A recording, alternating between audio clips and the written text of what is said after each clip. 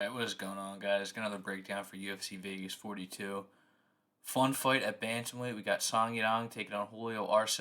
Arce gonna have a 3-inch reach advantage, but he's an inch shorter. So I will start with Song Yadong. Craziest thing about him is that he's still only 23. I thought he was like 25 by this point, but nah, he's still 23. He's had a lot of fights. He's had a lot of fights in the UFC, and he worked his way into that like just outside ranked. I believe he's ranked 15th right now, but that's kind of the range. He's like in that like 20 to like 15 range, you could say. And yeah, he's looked very good against high level competition, and he's always improving. He had that draw with Cody Stamen, which I remember at the time I thought Cody won just because Song had a point deduction for a low blow. Thought that was gonna sway it for him, but that Cheeto Vera fight, a lot of people thought that Cheeto won, but I could see exactly why Song won because it looked like he was winning the first two rounds until they showed the striking numbers, and Vera was slightly outlanding him, but yeah, Song counters very well. Very good boxer. That's his base. And he's got a chin. So, yeah, he mixes it up well. Goes to the body a lot. Goes to the head. But then he loses to Kyler Phillips. And I had picked Kyler Phillips in that one because it just seemed to me like Song was struggling with rangy kickboxers. They were able to just get the range on him. And he wasn't. He was a little too flat footed, a little too much in a boxing base. And Kyler was able to win that one. But I went back and watched it, and Song's movement looked a lot better in that one. Just still wasn't enough. Kyler was able to get it done, but I did end up doubling up on that read. I picked Casey Kenny to beat Song Yadong, but I thought Song won that one pretty handily, and for the most part, Casey Kenny just wasn't able to get into a kickboxing rhythm. Granted, I think Casey Kenny should wrestle more, but yeah, like he did the same things that Kyler did, but Song's movement was better. And I thought that Song Yadong looked like a much evolved fighter in that Casey Kenny fight. I think that was the best version of him that we've seen.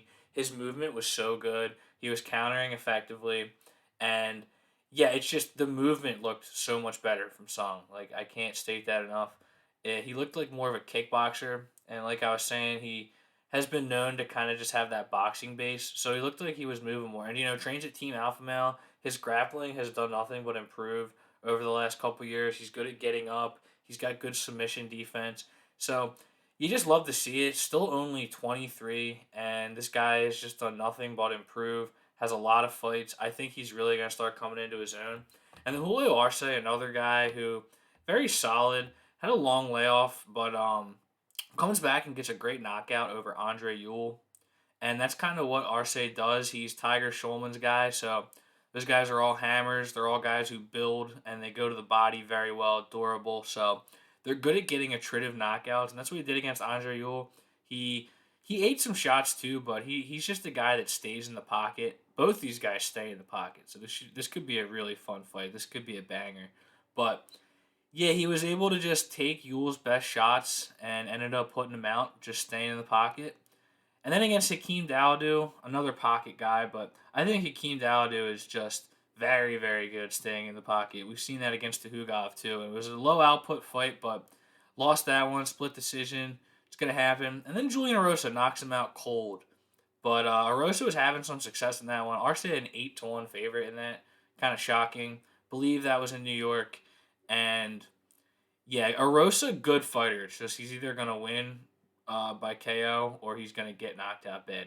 Just no defense. But he can. He's definitely. I would consider it a good win. He's not a guy that's easy by any stretch. And then against Shaman Moraes, he loses that one, gets battered pretty bad, gets cut open, and yeah, his UFC debut win over Dan Ige has aged very well. But just stylistically for Arce, like I was saying, his guy's gonna come forward, try to land the heavier shot. Got a good chin, and yeah, it's a very similar style for both of these guys. I just think that Song has a little bit more layers to his game, and I will say that Arce is somewhat hittable, and he's got a chin, so it's not the worst thing in the world. But he's hittable to the body, and he does get tagged in some of these exchanges. I mean, he will sit in there to land his own offense, but yeah, for this one at -154, I definitely just have to go with Song Yadong. It could be a close fight. I could see Arce. It's just again, both these guys will stay in the pocket, and Arce is gonna look to come forward and land the big heavy shot. it could happen, but I've just seen Song Yadong's chin test it. It's solid. He's not afraid to stay in the pocket either. But also, I just like that movement that Song has added to his game. I think he's going to be able to stay out of the way of Julio Arce's best shots. I don't see him getting backed up against the cage. If Arce looks to wrestle, I don't even think that like Song is at a disadvantage on the ground anymore. It's like you can't exploit that against him. So I just think Song's more well rounded. He's got the chin, and I think he's just gonna out volume him. I could see it being a close decision fight, but yeah, I like Song Yadong to win the decision just with higher output, and I like his chin to stay out of the way of the biggest shot. At -154, I do like this play. So yeah, thanks for watching, guys. Sure, subscribe and take it easy.